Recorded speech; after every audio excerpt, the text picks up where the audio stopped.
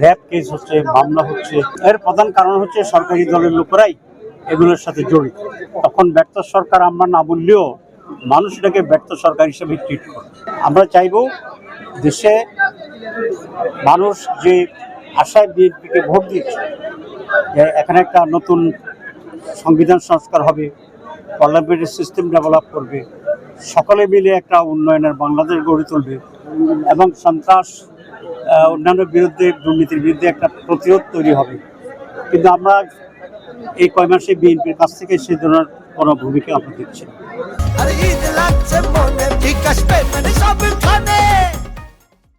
সেই জন্য মানুষের ভিতরে কিছু হতাশা কাজ করছে।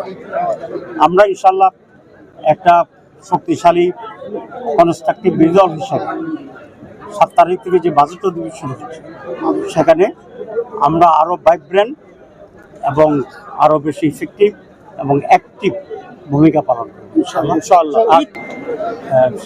আইনশৃঙ্খলা পরিস্থিতি আনফর্চুনেটলি গ্রাজুয়ালি আরও অবনতি করছে। আপনারা দেখেছেন বেশ কিছু শিশু মারা গেছে, র্যাব কেস হচ্ছে, মামলা হচ্ছে। এটা একেবারেই অপ্রত্যাশিত। এর প্রধান কারণ হচ্ছে সরকারি দলের লোকেরাই এগুলোর সাথে জড়িত। যেহেতু সরকারের লোকেরা জড়িত, আইনশৃঙ্খলা রক্ষাকারী বাহিনী অনেক সময় তাদের সাথে যে কঠোর আচরণ করা দরকার সেই আচরণটা তারা করতে পারছে। আমরা পার্লামেন্টে সেই ইস্যুটাকে নিয়ে আসবো এবং পার্লামেন্টের বাইরেও যেহেতু যারা সরকার গঠন করছে এরা একসাথে কাজ করেছে, আমাদের কথা বলার সুযোগ আছে।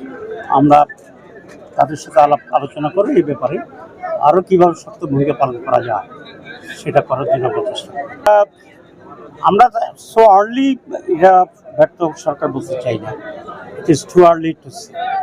কিন্তু যদি এই প্রক্রিয়া অব্যাহত থাকে তাহলে তাদের ব্যর্থতা মানুষের কাছে আরও পরিষ্কার।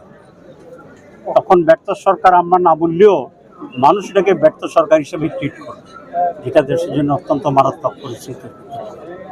আমরা বিএনপি প্রধানমন্ত্রী এবং সরকারের প্রতি অনুরোধ করব যে মানুষ এখনো ধৈর্য ধরছে, এই সময়ের ভিতরেই এগুলো চিহ্নিত করে আমাদেরকে ডেভেলপমেন্টের দিকে যাওয়া।